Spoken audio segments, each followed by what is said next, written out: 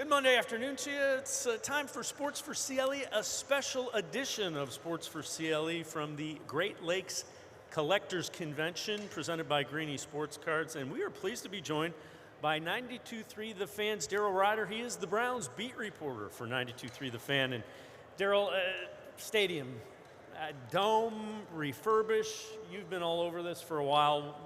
What are your thoughts? Right now, I'm leaning towards they're going to build a dome. It just, from the folks that I've talked to, it seems difficult to see how, at this point, they're going to pull off a $1.2 billion renovation to the existing building. I mean, there's a couple of things that go beyond just the building itself, right? Because that is a conversation alone, because what people don't always remember is the rush job to get the Cleveland Browns back that stadium build was. And so when they put that together, it was done on the cheap. I remember the late Al Lerner, who was awarded the franchise, they were running out of money to the point of they took the escalators out of the design, and then like a year before it was scheduled to open, Al was like, you know what, I'm gonna pay for the escalators, we need them.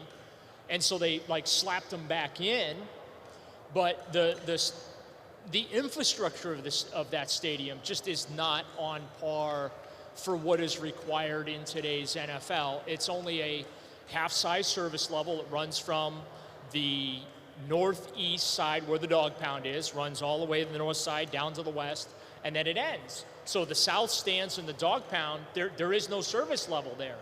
Well, they need that space, and so this is part, if they stay in the building, that is one of the problems that has to be fixed. The locker rooms need to be bigger.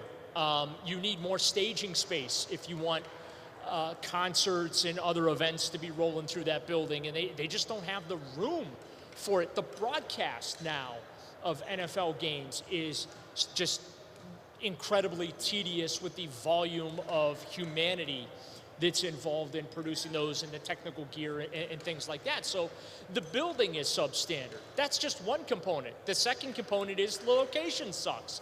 I know Browns fans love the lakefront, it's tradition, but you can't get to it by car 2 hours before the game. They shut it off. You have to walk to the stadium. So that's a problem. And then of course you have other revenue aspects, right? The ability to host events during football season, which is tough to do because you have a grass playing surface. Browns ownership really likes playing on grass. And then also, too, parking. The city gets all the parking money. Well, if they have their own building, that's anywhere from $6 to upwards of $50 million a year in potential revenue that the Browns are missing out on. So, you know, as we talk right now, sure, the Browns have plan A and plan B. Plan A is renovate the stadium, it's $1.2 billion. We'll pick up half the cost, you handle the other half. Hard to argue with that. It's the city's building. So what the Browns are saying is, hey, you fix the building, we'll pay for the fancy stuff that we need that makes us money. I think that's a fairly reasonable thing. The problem is that back in 2014, or actually it was earlier than that, in 2013, when they went to the city and said, hey, we need to do a $125 million modernization of the building, the city went apoplectic. They didn't have the money. Just getting a $2 million a year contribution over 15 years was like trying to pull blood out of a rock. So now when you're talking about $600 million potentially in public funds that involve the city of Cleveland, the state of Ohio, the county, right? I don't see that feasibly. I don't see it working. So I think they're going to build the dome. I think they want to build the dome. They're not going to say that. But at some point, the Browns ownership's going to have to get off the, well, we're willing to do this renovation, but we can also build the dome in Brook Park. They're going to have to pick a plan.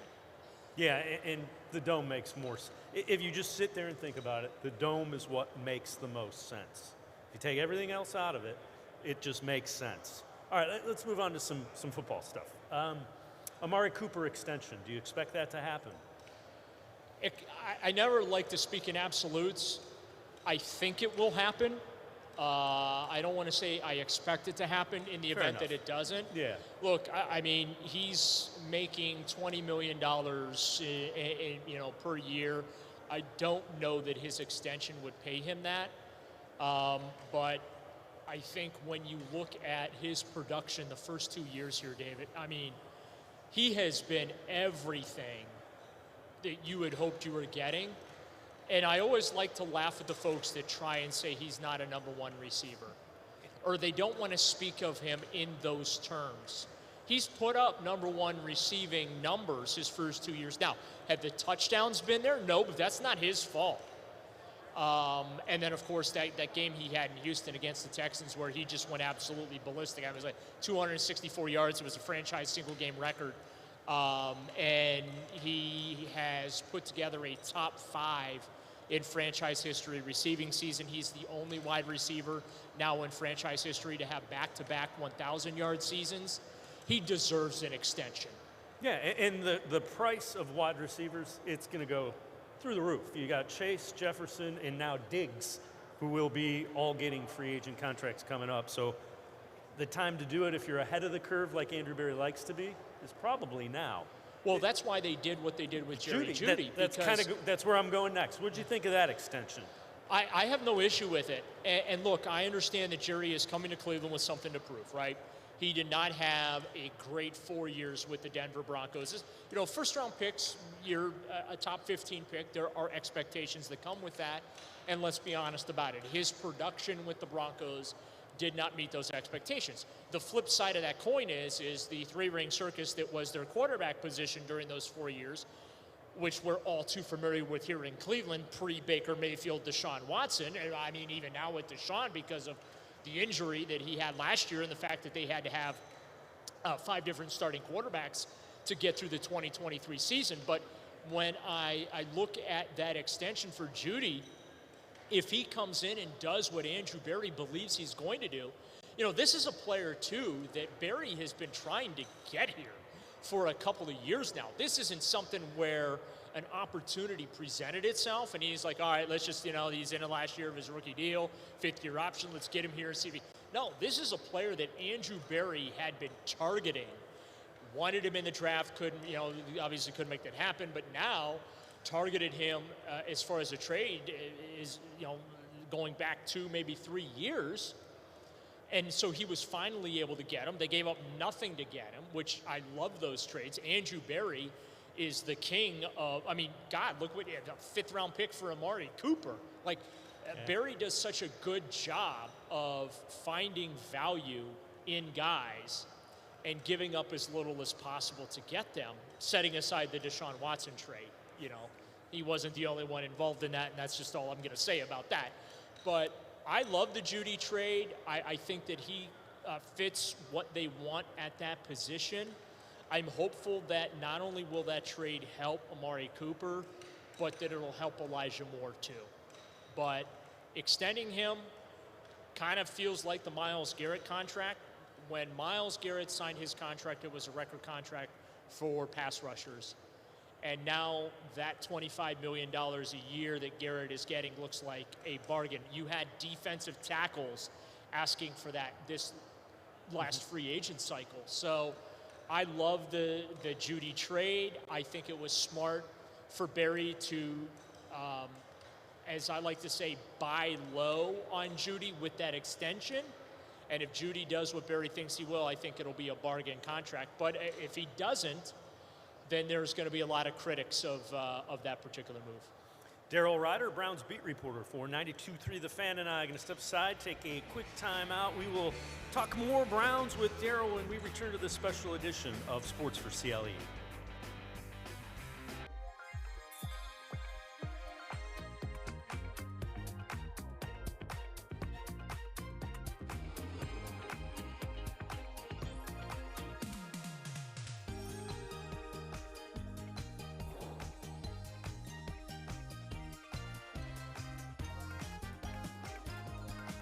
Play Maximum Millions and $2 million Ultimate Cash from the Ohio Lottery, and you may never look at scratch-offs the same way again.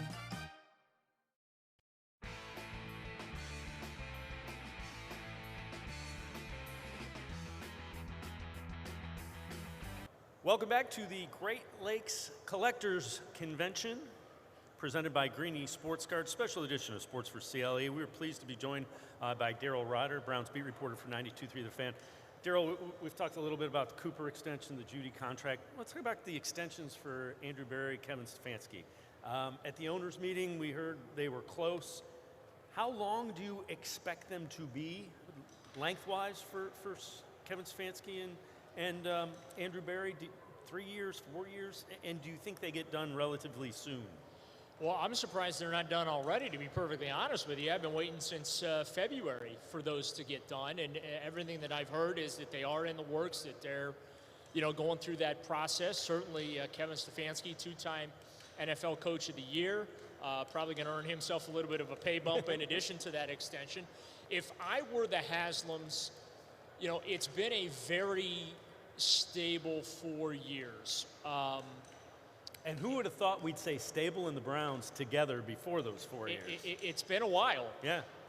And this will be I realize Hugh Jackson got the, hey, we're sorry we stuck you with 1 and 31 extension. This will be the first tangible on the merits extension under the Haslam Sports Group's ownership. But Berry and Stefanski, first of all, deserve it. Should have been done already. Hopefully they get done really soon. Now, if I were to put myself in the chair of the Haslams, I would probably do a 3-year extension for both of them, because that would give them 4 years total, including the upcoming year, because this is the 5th year for them that they're going into their original contract. So you tack 3 more years. This means a potential 8-year reign if they, stick with this.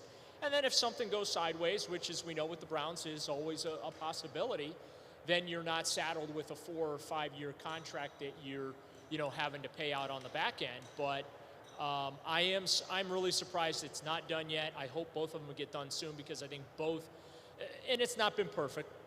Certainly, Kevin Stefanski hasn't been perfect as a head coach. Andrew Berry certainly hasn't been perfect as a GM, but they've both done a very good job. They've done an above average job. They've done a contract extension worthy job. This isn't a situation where you're just giving them extensions for the sake of stability.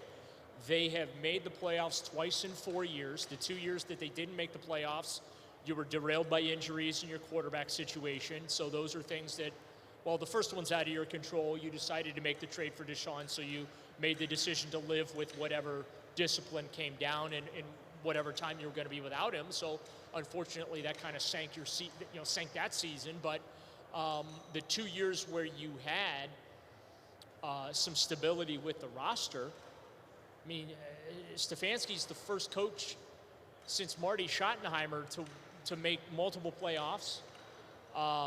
He's one of very few Browns head coaches to win 11 or more games in a regular season multiple times. Paul Brown comes to mind, okay? Yeah. I know for a fact Paul did that a couple of times. There aren't many others that have. But they got to get it done. Like, they really do, because they're both deserving, and I'm confident that they will at some point. So the remade offensive staff after an 11-win season and a playoff appearance. What do you think of that? And is this offense going to look significantly different, do you think, than it did before? Well, last year with Alex Van Pelt, they did, as Kevin likes to say, peel it back, take a look at things, tweak, whatever. They didn't want to use the term retool or remake the offense last year. And they don't seem inclined to do it this year, but they argue that we got to see a little bit of it when Deshaun was healthy. And we did. I mean, there were circumstances. The Cincinnati game, it was a wet ball game.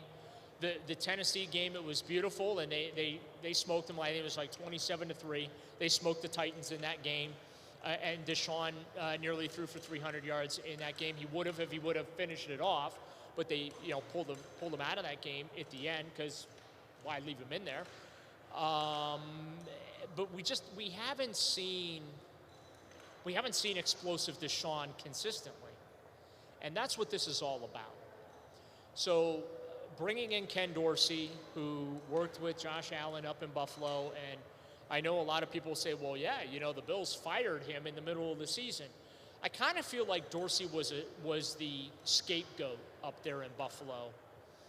I don't know if it's going to look drastically different, but I'm expecting the concepts are going to be different. I'm expecting they're going to throw the ball a lot more.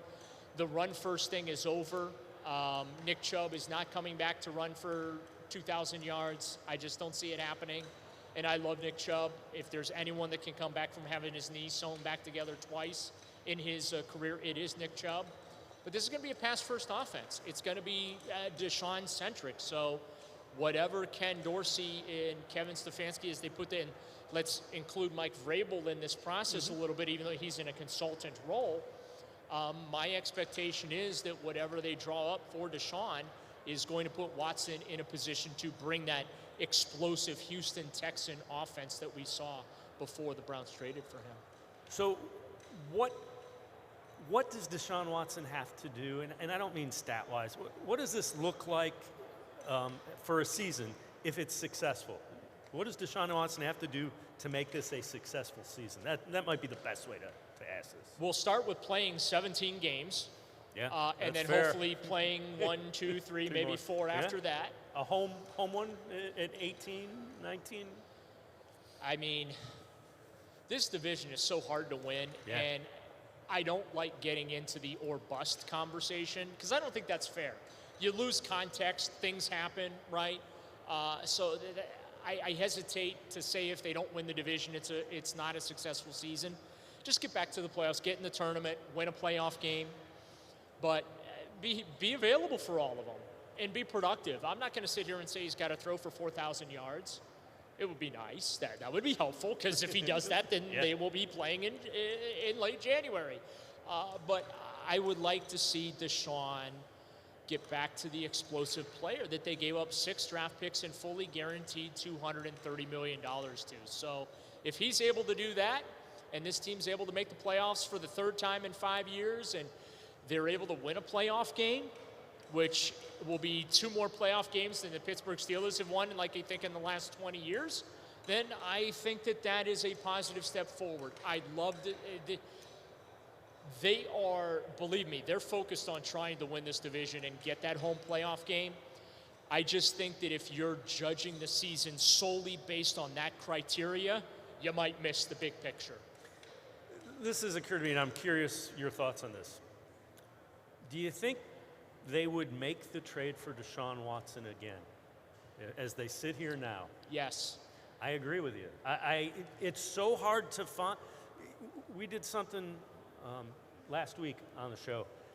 Of the last 10 quarterbacks that were taken first in the draft of their given years, Trevor Lawrence and Joe Burrow are the only ones that you would say were a success. I have become bleep those picks guy because the Browns are in their contention window.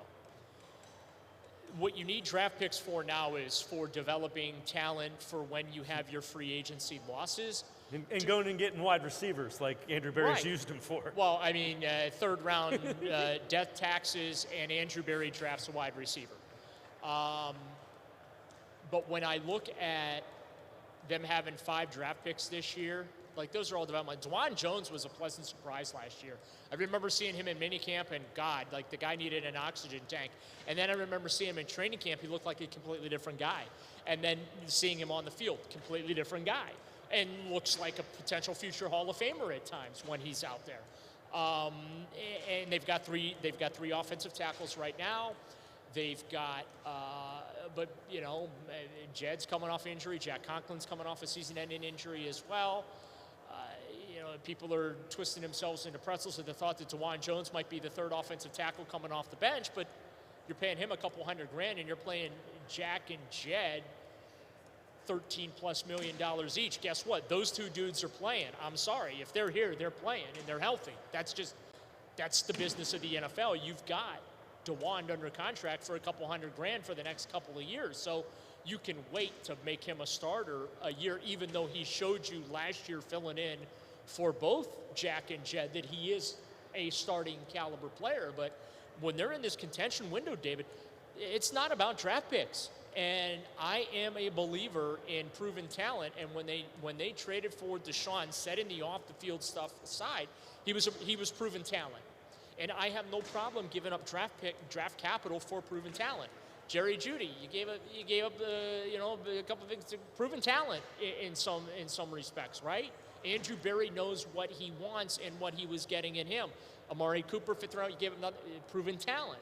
So when you're in your contention window, I'm all about proven talent. And the quarterback, as we know, because there have been 36 of them here, is the hardest position in the league to nail down. So do I feel the Browns have buyer's remorse for Deshaun now? Absolutely not. Now, if we hop in our DeLoreans and skip a year from now, depending how this upcoming season goes, you and I might be having a different discussion. Fair enough. Daryl Ruiter, as always, great stuff. Appreciate the time and the insight. Thanks very much, Daryl. Thanks for having me. Daryl Ruiter, make sure you listen in. 92.3 The Fan, Browns beat reporter, always top-notch stuff on the Browns from Daryl Ruiter. We're going to step aside, take a quick time out. We will continue with the special edition of Sports for CLE. Stay with us. Come back to go forward. Back to learning new things. Back to pursuing your dreams. Tri-C has flexible learning options to fit your life. And every year, more than 1,000 local companies provide Tri-C students with real-world learning. The right education can boost your lifetime earning power by hundreds of thousands of dollars. Start now with a college education you can afford. Tri-C, where futures begin.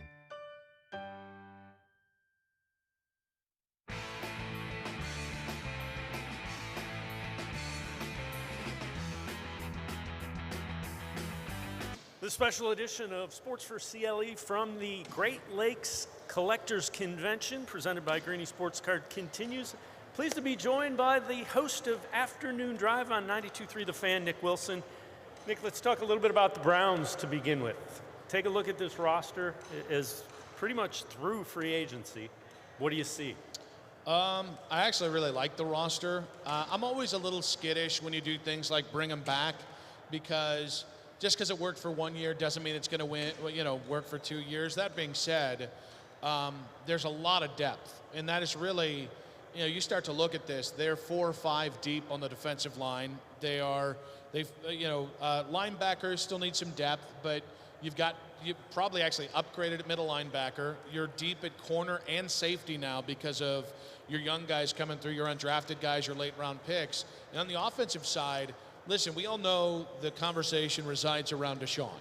And, I actually thought Jameis Winston was a smart play as his backup. But when it comes to the roster, you can't help that Nick Chubb's got the knee and who knows when he'll come back.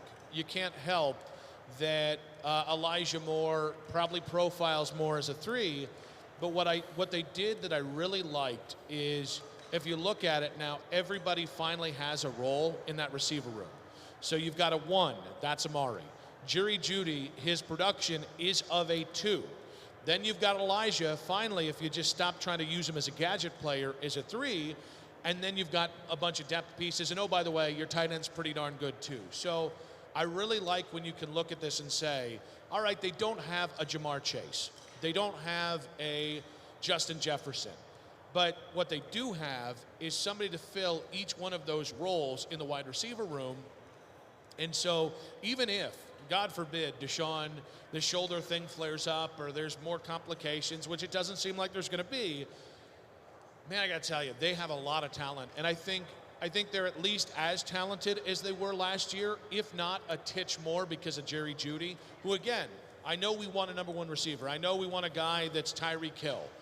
Those guys are tough to get, and the price is exorbitant. So if all he is who he was in Denver, 800 yards a year, 4 or 5 touchdowns, you got a number 2 receiver. It's a success for what you got him. But man, if he kind of finds himself with Deshaun, or even if Jameis ends up having to play, you're trying to quarterback proof this roster because of the injuries, right? You're trying to treat it as if you had not an inferior, but a non-franchise quarterback. So I think they've done that. And now you can go into the draft and say, well, let's really take this as it comes. If there's a player we love at 54, let's take him.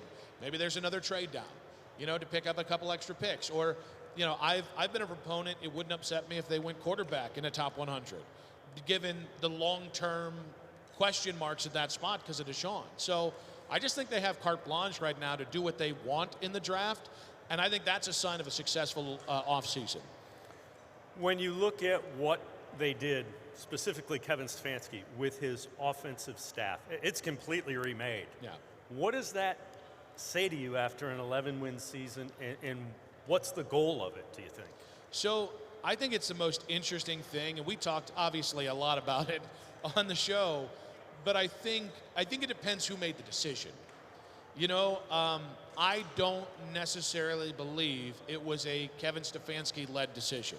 Now, you would say, well, they're an 11-win team. Why would somebody have to dictate that to them? And that's totally fair. I also know how organizations work. And so this is not me saying, oh, dysfunction, but there are a lot of cooks in the kitchen in the Browns organization.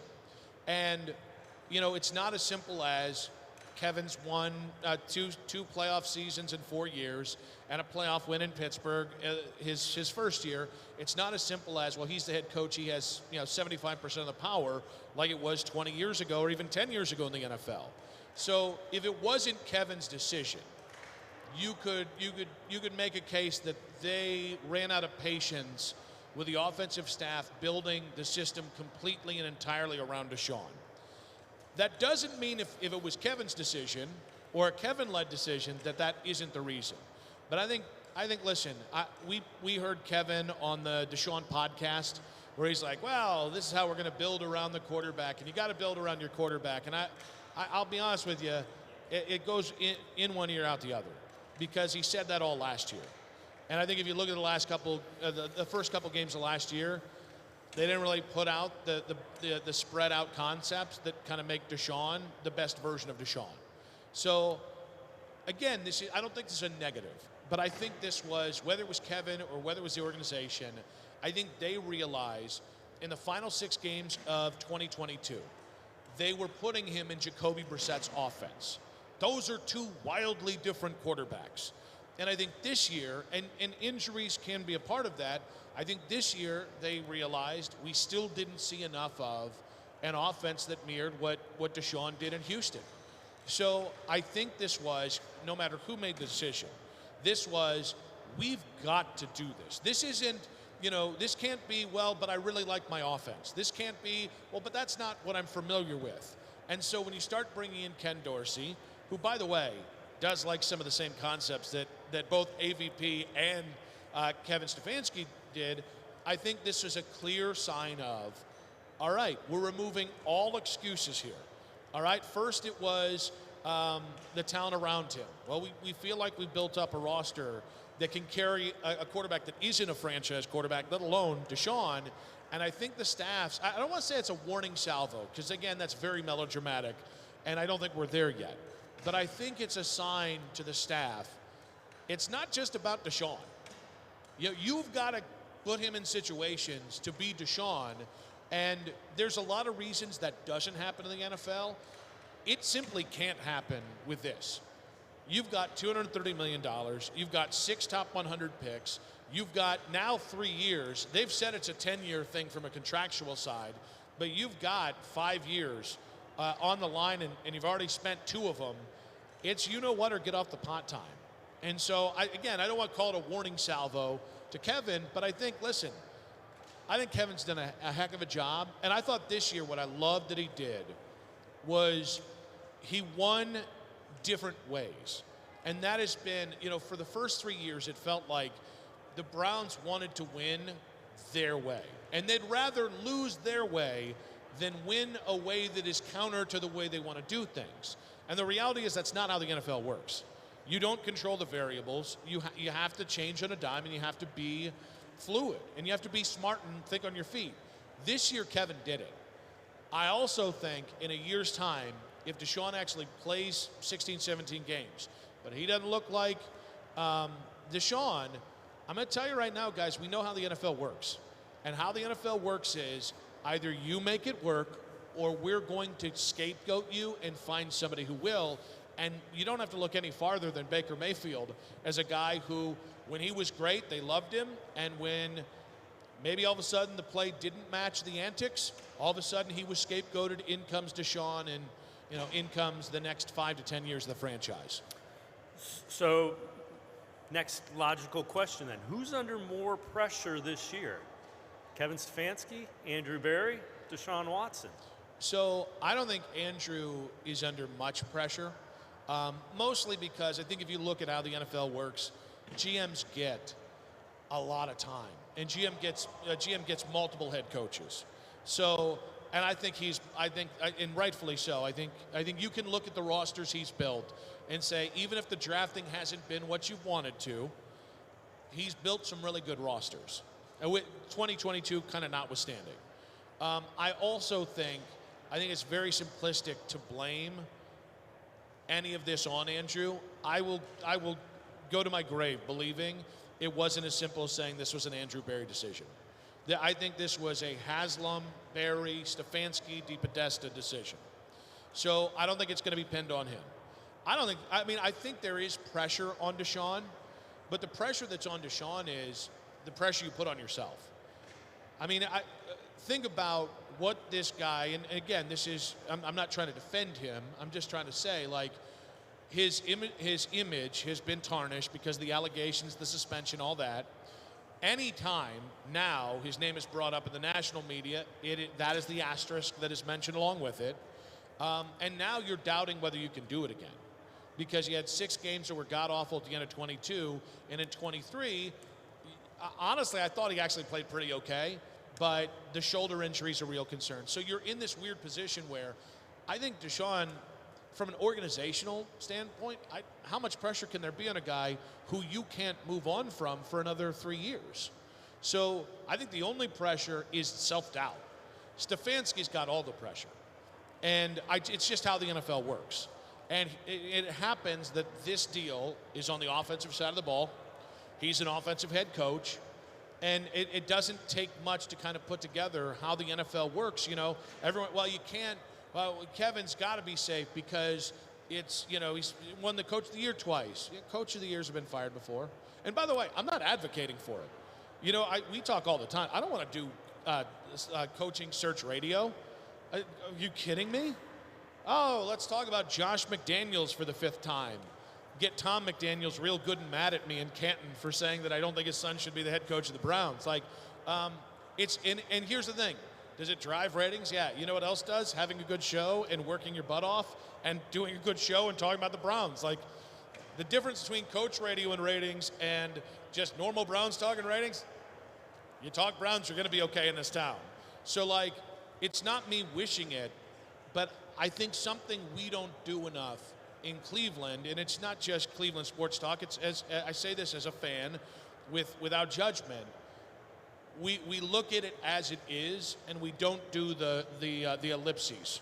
We don't do the ... And I think the ... this year is it's a very soft or else right now for Kevin. It doesn't guarantee that he gets fired. It doesn't mean I think he should be. But there's still Jimmy Haslam atop this organization, and I think Kevin has a world of pressure. And by the way, that's saying something, because as you know, it doesn't matter what day of the week it is, what time of the season it is, there is wall-to-wall pressure at every point in an organization because there is so much on the line. Nick Wilson, host of Afternoon Drive on 92.3 The Fan, and I are going to step aside, take a quick time out. We will be back with more of this special edition of Sports for CLE. Stay with us. The Ohio Lottery Partners in Education program is dedicated to recognizing exceptional students, teachers, and schools throughout Ohio. Scan the QR code on screen to nominate students and teachers as Academic All-Stars and Teachers of the Month. They must be currently enrolled or teach in grades K through 12. Is your K through 12 school developing students' literacy skills to achieve success in reading? If so, you can nominate your school for the School of the Year. Students can win $100, teachers can win $500, and schools can win $2,500. Scan the QR code, fill out the forms, and nominate deserving students, teachers, and schools today. The Ohio Lottery Partners in Education program takes pride in honoring exceptional students, teachers, and schools across Ohio. Submit your nomination today. It's fun, fast, and free.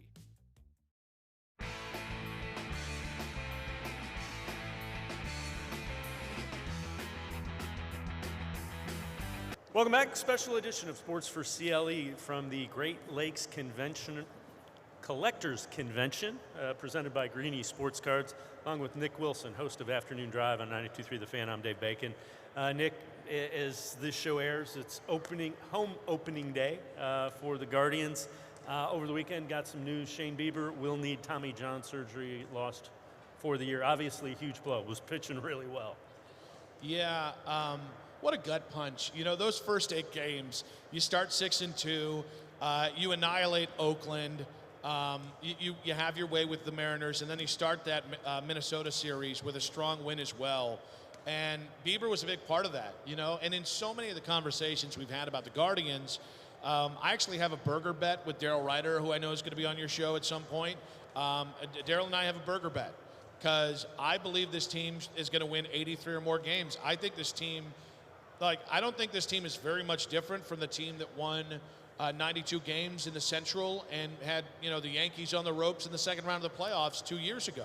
So I'm very bullish on this team, but in every construction of, all right, they got to do this, a big reason is, okay, can Shane be healthy?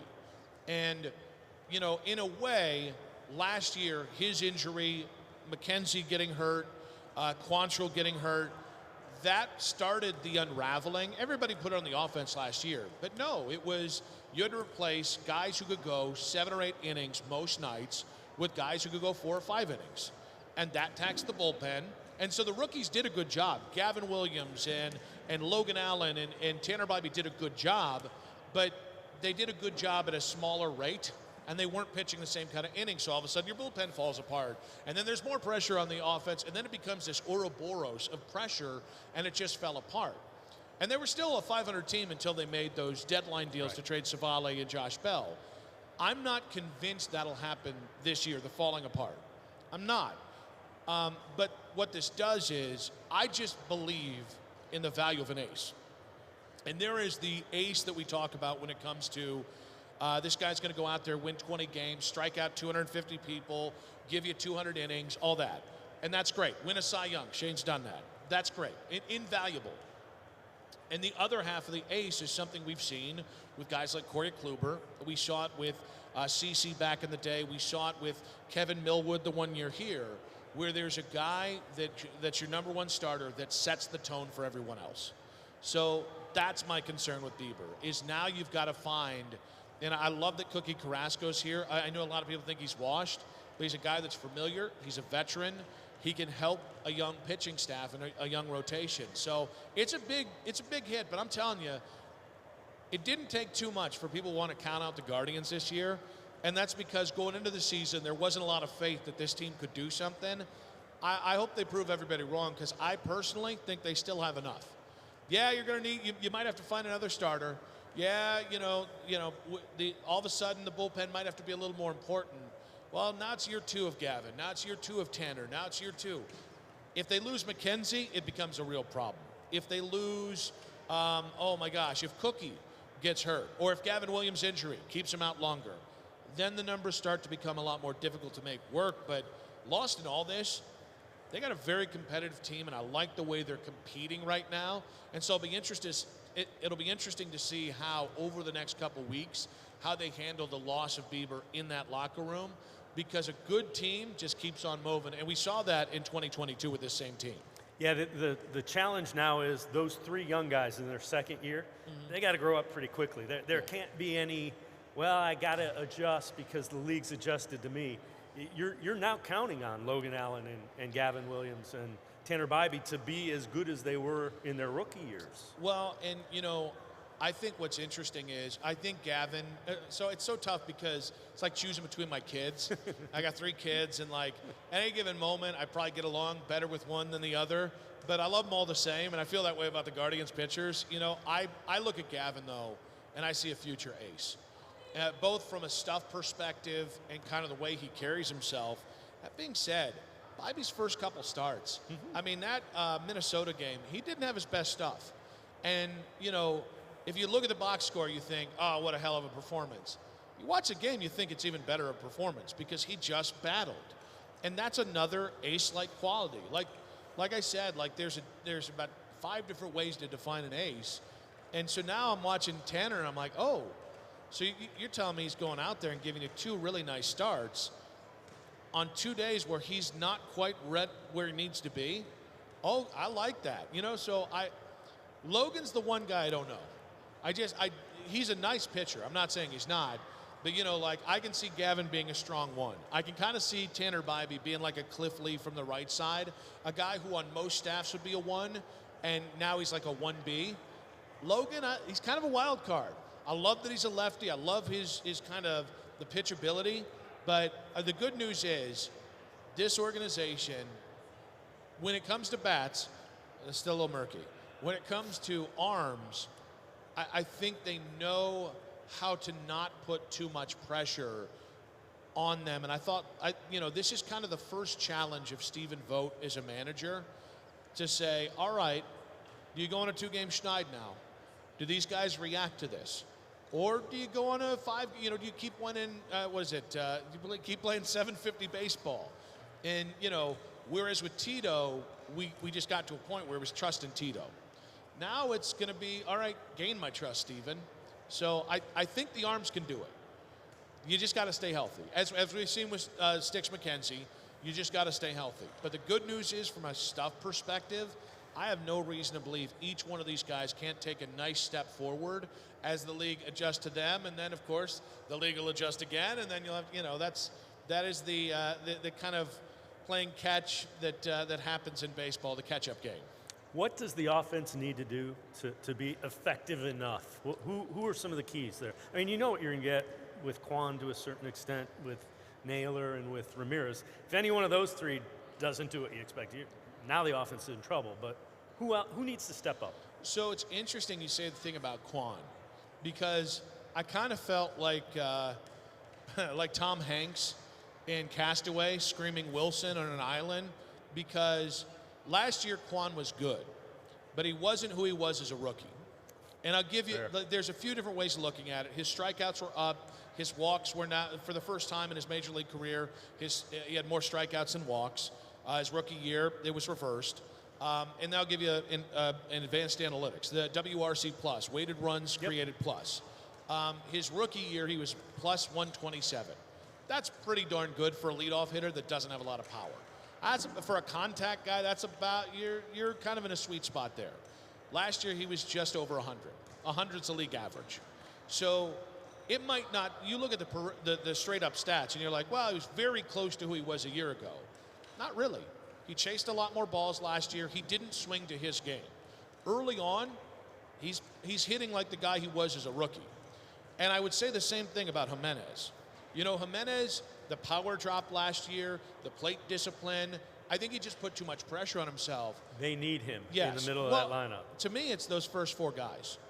If those guys can just stay within themselves, Jimenez, Quan, Hosey, and Naylor, and just keep fighting the good fight, I think last year, you weren't going to have a lot of options, right? I mean, I know Bell was on the roster, but you've got guys. And I'm not talking about DeLauder or Manzardo, the kids in AAA and AA. I'm talking about, David Fry's a hell of a contact hitter. And, yeah, there's not power there, but that's a nice player. Ramon Laureano, who I think is kind of underrated at this point, he really kind of bounced back when they claimed him last year. He actually can hold down a spot. Brennan is hitting well. Bo Naylor obviously has maybe as much power as anybody in the lineup, not named Hosey. So I think you've got the options. I think how this offense has to, I think the top 4 have to carry them and continue doing what they're doing for the first 60 games while the other 5 spots in the lineup find themselves. And it might not even take 60 games. Like I said, Fry, every time he's up there, it's good contact. Will Brennan, who I'm not the biggest believer on because he doesn't have a lot of pop, he's kind of hitting it too. So, I think it can shake free. I actually think we've never been more wrong about the offense. I think they'll always be one hitter away. And it's going to be a guy that can hit 50 home runs. It's going to be a Stanton. It's going to be a Judge. Okay, but you don't have that luxury unless Manzardo comes up or DeLauder comes up and becomes one of those guys. So can you piecemeal the power in aggregate? And between the Nailers and those first 3 guys in the lineup, well, okay, let's take Stephen Quan out of there. Between Nailers, Jimenez, and Hosey, and maybe even Laureano, who's hit 20 at least one season in his career, I think you can find yourself enough power, and then it comes, can you just stick on aggressive base running, hitting the ball, and just timely hitting. And people say that's not, oh, well, you can't build a winning team. You did. And honestly, like, it's what you should have done last year, and at some point they vacated that plan, and I think it helped sink the Titanic that was last year. I think they got away from who they were, and because, well, we can't win like that, and then you tried to be somebody else and you didn't win that way. So you might as well keep trying the thing that has worked out for you.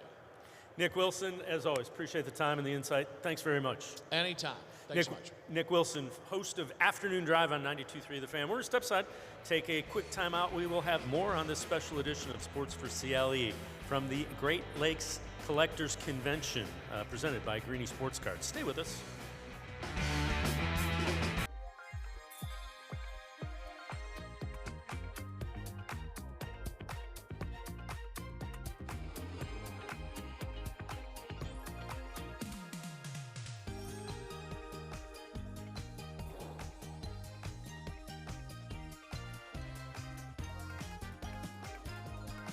Play Maximum Millions and $2 million ultimate cash from the Ohio Lottery, and you may never look at scratch-offs the same way again.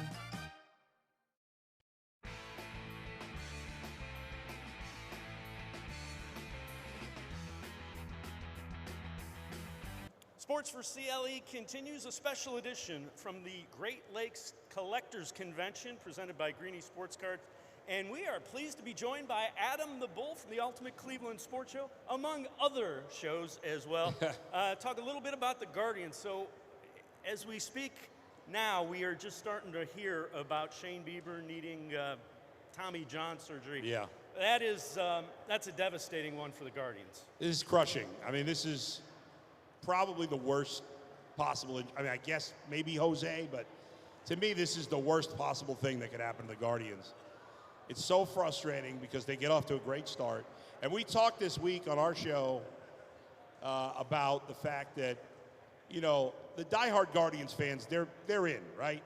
But the casual baseball fans in Cleveland, there are a lot of casual baseball fans that are in and out.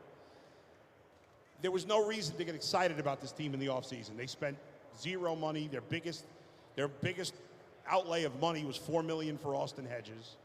So there was nothing to get excited about. And we talked about how 10-game road trip to start the year. You have a chance to build momentum. Monday's going to be an exciting day in Cleveland with everything going on. And maybe you can create some buzz for the team. And they did it. They went 6-2. You still got these 2 games. Hopefully they can at least split them with Minnesota. But you were supposed to have Bieber pitch opening day in Chicago. And now it's going to be, who knows? I don't know what they're going to do. Maybe with the off day, they'll use Logan Allen. With the off day on Friday, they could probably pitch him. I don't know what the plan's going to be, but yeah, I mean, you said it. It's devastating. The Guardians projected out as around the 500 team or a little better. I thought they had a chance to win the division. It's hard to see them winning a division without Shane Bieber. I guess the lone bright side, and I don't even know if you can call it a bright side, because I don't even know for sure it's going to happen, is that maybe now they sign him to a 2 or 3 year contract, because he's not going to be able to pitch until probably the middle point of next year. We saw this with Brandon Woodruff, another small market team in Milwaukee. He was going to make a ton of money, got hurt, Tommy John.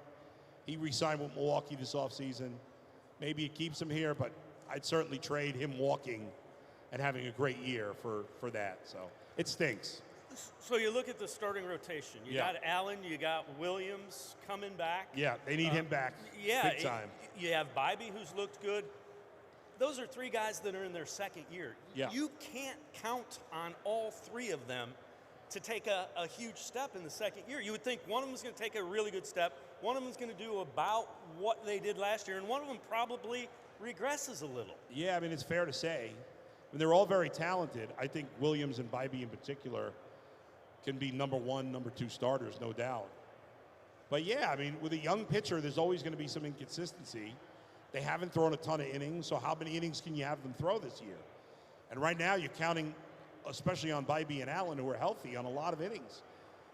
So it puts them in a tricky spot, not to mention, as you and I were talking about off the air, I'm worried about Tristan McKenzie. I mean, he didn't have Tommy John last year when they thought he needed it. He rehabbed and had like a minor procedure instead. His first start, it's not that he pitched poorly, because that's going to happen. It's that his velocity was down significantly. Now, you hope it's just early season, but I don't feel great about him making it through the season. And he's been an injury-prone guy to begin with, even beyond this. So it's tough. And they don't, unlike last year where you had Allen and Williams and Bybee in the minors, they don't really have any good prospects. They have a kid, Joey Cantillo, who I just found out today. He's hurt. I didn't even realize. He's out 6 to 8 weeks. Yeah, somehow I missed that. Their other starting pitchers, you know, in terms of depth at AAA are kind of journeyman guys. They've had a prospect, Daniel Espino, who's been hurt for years. He at one point was their best pitching prospect. He's out for the whole year, so it feels kind of dire. But the good thing is it's baseball, and you never know. All right, let's look away from the starting rotation. Yeah. Who has impressed you in the everyday lineup? Even though you look at his stats and they're not overly impressive, I've been really impressed with Tyler Freeman, because he's had some, the batting average is low, it's early. He's had some big-time clutch hits, and I think he's brought a ton of energy on the bases. He runs the bases really well. And having to do that while learning a new position in the big leagues, and he's really only made one mistake in the first week and change. He had one that he misplayed on, my days are all messed up, whatever it was, earlier this week. He missed. Besides that, he's looked great out there. And that's hard, to change positions from an infielder to outfielder, basically in the majors. I know he did it in spring training, but he's still learning on the job. So I've been really impressed with what he's done so far. Yeah, I would agree wholeheartedly. Let me ask you this, though. When you look at the Guardians lineup, you know, Quan, yeah. Ramirez, yeah. Jimenez, maybe. Naylor, yeah. Yeah. Then there's a whole lot of question marks. And yeah. The one thing I would argue, this 1 through 9 approach, unlike a team that has power hitters is mistake, home run, run on the board. You need 3 things to happen. You need a guy to get on base. You need him to get over to second base, and then you need somebody to drive him in. That's asking a lot day in and day out. Yeah, obviously the hitting's been great so far, but the home runs are still not there. It's not like they're hitting a ton of home runs. I mean, they were dead last in the majors in home runs. You can't be successful that way. Now, can they get to the middle of the pack? I don't see it on paper. You can do it if you're in the middle of the pack, if you're getting on base a lot. Excuse me. If you're stealing a lot of bases, which they're capable of. But yeah, especially when you face good teams and good pitchers, you're not going to be able to rely consistently on putting together a ton of singles and doubles. Now, to their credit, they faced 3 excellent pitchers in a row in Seattle, the last 2 games in Seattle and the first game in Minnesota, and they did a very good job against all. And those are 3 of the top 15 pitchers in the American League, and they did a very good job. We'll see if they can do that consistently. But yeah, I mean, Tyler Freeman is a question mark. Right field is a huge question mark, Brennan and Laureano. Shortstop's a question mark. Again, I'm sure you love it. I love the start that Rocchio's off to. And he was a top prospect, so there's reason to believe he'll be good, but he's a question mark. DH, they don't really have anything right now. Hopefully Kyle Manzard will come up, play first base, and they'll move Naylor to DH. I love Bo Naylor. He had a great finish the last year. He's got to prove it. So there's a lot of unproven guys, and the Guardians at best have had mixed success with young hitters. We know they've done great with young pitchers. With hitting, it's been a mixed bag. So, yeah, there's definitely a lot of question marks. I really wanted to see them go out and at least bring in one legitimate, proven guy. I mean, the fact that they have not had a single outfielder hit even 20 home runs since Michael Brantley over a decade ago is insane. We're not talking about 40. We're not talking about 30. 20 home runs. There's a lot of guys who hit 20 home runs, and they haven't had an outfielder hit 20 in over a decade. And I don't really see a guy right now on this team that's going to do it this year. The other thing that's a little bit concerning, they haven't developed a lot of position players. No. When you look at it, Jose is like, yeah. And now Bo Naylor. Yeah, well, and Jose wasn't even a top prospect, which right. is funny because he kind of came out of nowhere. And obviously Lindor. But, yeah, I mean, I think things look very promising on Bo Naylor, that he's being developed. I think there's a lot of promise on Rocchio, some on Freeman. To me, Will Brennan's a bench player. Laureano's already a veteran. I want nothing to do with him. I don't have any faith in Florial. I don't really like Gabriel Arias. I like what I saw from Chase DeLauder in spring training. I understand why they sent him down. He's got to play. He's only played 5 games above A ball. Right. That's a huge jump. Even though he did well in spring training, there's a big difference between spring training and regular season. And so, yeah, and Manzardo feels like the surest thing of their prospects. But until you prove it in the big leagues, doesn't matter how good a prospect you are. So, yeah, they have overall not done a great job developing hitters. So when you look at this year's team, we know the rotation now in flux. Yeah. If the Guardians can do this, they can compete and potentially win the Central Division. What is it that they need? They need, and this is a lot to ask, they need the 3 young pitchers to all be studs this year. That's it. I mean, and I could say they got to hit a ton of homers, but that's not possible. They're just not going to do that. Maybe they'll be really good in terms of getting on base and stealing bases. Those things are possible. But they're not going to be able to outslug teams. So they've got to outpitch them. Now, that feels impossible without Shane Bieber, but if Williams, Bybee, and Allen are all frontline pitchers, you could still do it that way.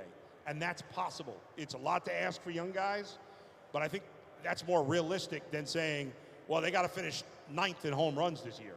There's no way that's going to happen. So to me, that's the hope, especially Williams and Bybee.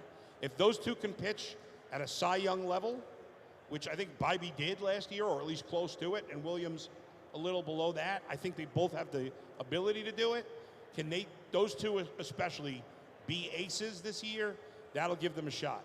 You got to get the bullpen healthy, and hopefully DeLauder eventually and Manzardo improve the power and just the overall hitting.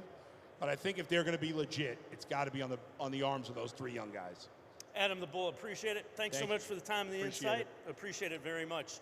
We're going to step aside, take a quick time out. More on this special edition of Sports4CLE from the Great Lake Collectors Convention presented by Greeny Sports Cards. Stay with us. Come back to go forward. Back to learning new things. Back to pursuing your dreams. Tri-C has flexible learning options to fit your life.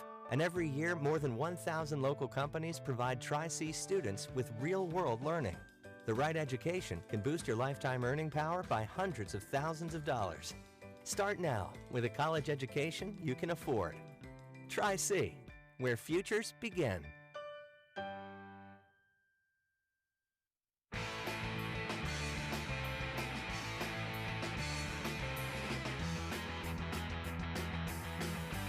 We continue with this special edition of Sports4CLE from the Great Lakes Collectors Convention presented by Greeny Sports Cards. And we are pleased to be joined by Kenny Roda, WHBC. Kenny, let's shift gears a little bit. So it's opening day, home opener, I should say. Right.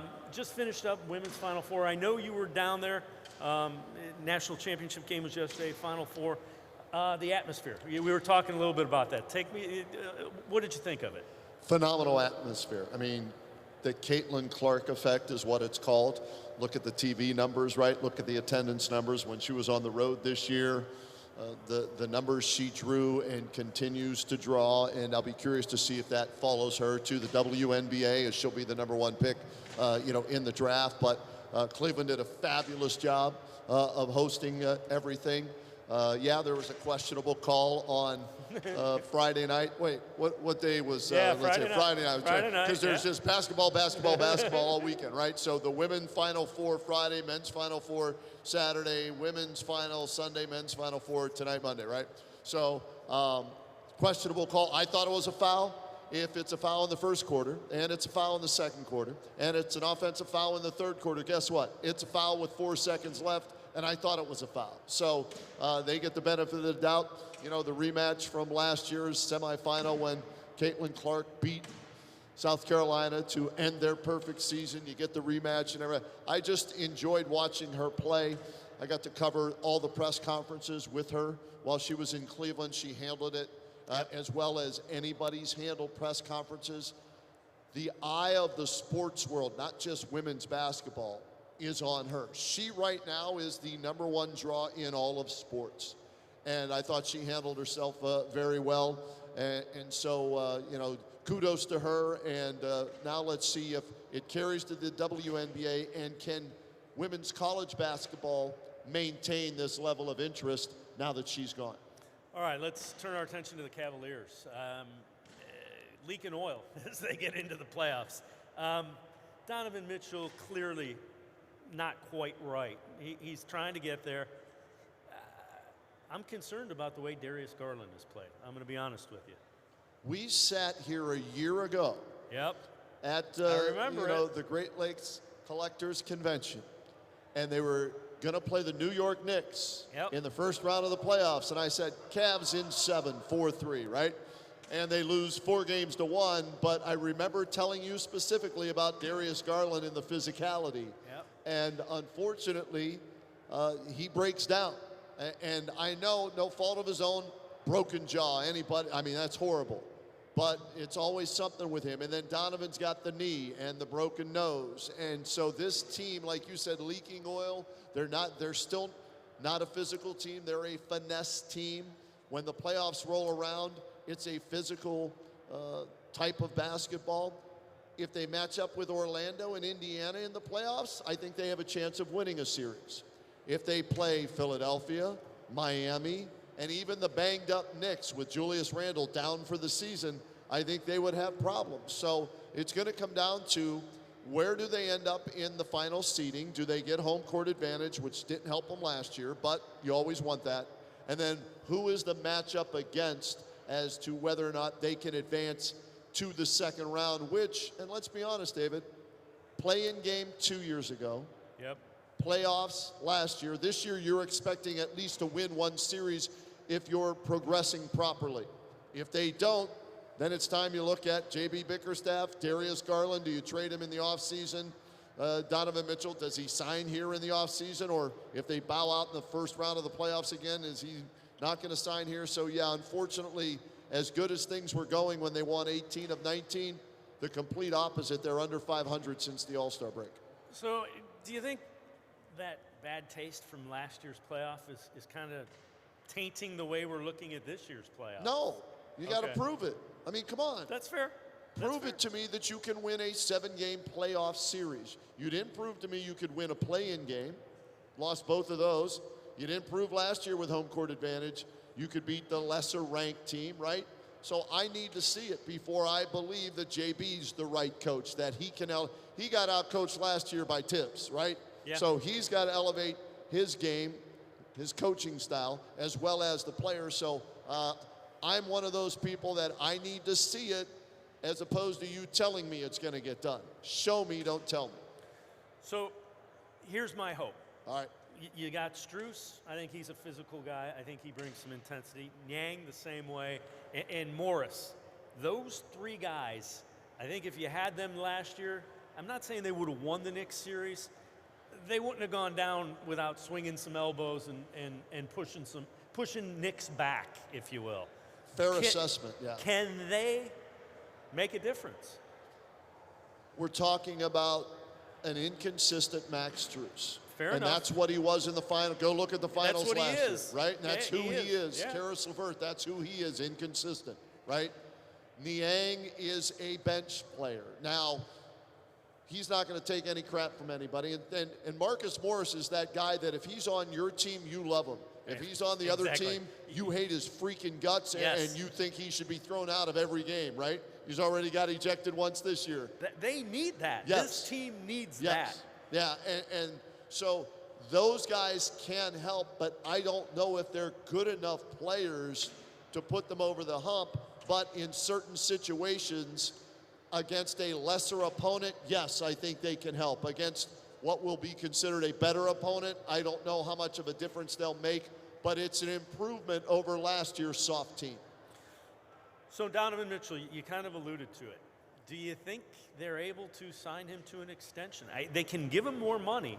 Right. I don't know if the Knicks are going to, the hometown Knicks, I think that ship may have sailed for him. They got Correct. Jalen Brunson, Jalen Brunson, right? and he's playing really well.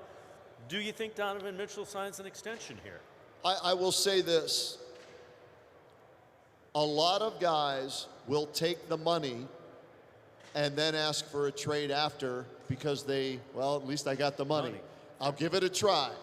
I'm getting paid. All right, doesn't work. Ray Allen, I always think of Ray Allen. I remember when Ray Allen was a free agent, right? Seattle. Yeah, they had a basketball team back in the day called the Sonics.